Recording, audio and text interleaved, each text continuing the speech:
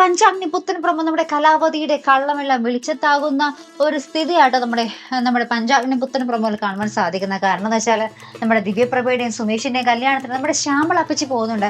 അപ്പൊ ശ്യാമള അപ്പിച്ചോട് നമ്മുടെ ചന്ദ്രൻ പറഞ്ഞിട്ടുണ്ട്, ആ ഒരു ദിവ്യപ്രഭ അണിയുന്ന സ്വർണ്ണം നീ ശ്രദ്ധിച്ചു, അത് നമ്മുടെ എന്താ പറയാ അമൃതമോളുടെ സ്വർണ്ണമായിരിക്കും അണിയാൻ പോകുന്നതെന്ന് പറയുന്നുണ്ട്. അമൃതമോളെ ശ്യാമള ശ്രദ്ധിക്കുമ്പോൾ ശരിയാണ്, നമ്മുടെ ദിവ്യപ്രഭ ഇട്ടിരിക്കുന്ന സ്വർണ്ണം മുഴുവനും നമ്മുടെ അമൃതയുടെ ആട്ടോ. അപ്പൊ നമ്മുടെ ശ്യാമള ഇങ്ങനെ വല്ലാതെ ഞെട്ടി നിൽക്കുന്ന ഒരു രംഗമാട്ടോ. അപ്പൊ ചന്ദ്രേട്ടൻ പറഞ്ഞതൊക്കെ ശരിയാണല്ലോ, കലാവതിയാണല്ലോ ശരിക്കും ഇവരെ ചതിച്ച് ഇവരുടെ കയ്യിൽ നിന്ന് ആ മുതലൊക്കെ കൊണ്ടുപോയതെന്നൊക്കെ നമ്മുടെ ശ്യാമള മനസ്സിലാക്കുന്ന ഒരു രംഗമാട്ടോ. ഇനി ശ്യാമള അതെന്തായാലും നമ്മുടെ പഞ്ചരത്നങ്ങളെ അറിയിക്കും. പക്ഷെ ശ്യാമള അപ്പിച്ച് പറഞ്ഞാൽ നമ്മുടെ പഞ്ചരത്നങ്ങൾ വിശ്വസിക്കുവോ ആവോ?